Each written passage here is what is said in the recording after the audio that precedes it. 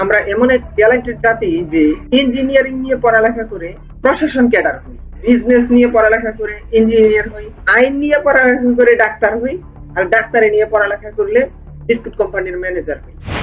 কলা দেখতে নুনুর মতো, পাকলে হলুদ হয়, আবার সবুজও থাকে, মাথার দিক থেকে ছিলতে হয়, ছিললে পরে আরেকটা নুনু বের হয়, ওইটাই মুখে পুরে খেতে হয়।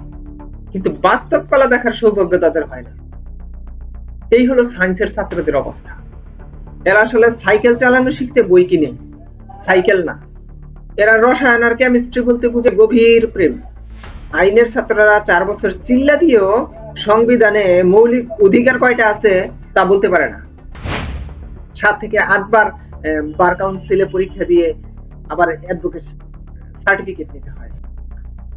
জীবনটা পার করে দিল টেন্স, নেরেশন, জিরান্ড আর আইট রাইস পড়তে পড়তে। আজ সে মাস্টার্স কমপ্লিট করেও খোদার দোহাই দিলেও চোখে চোখ রেখে একটা ইংরেজি বাক্য বলতে পারবে না। আরেকটা অবাক ব্যাপার হলো, এরাই অনার্স মাস্টার্স কমপ্লিট করে দেশের বাইরে গিয়ে ডক্টরেট ডিগ্রি অর্জন করে। দেশে আসার পর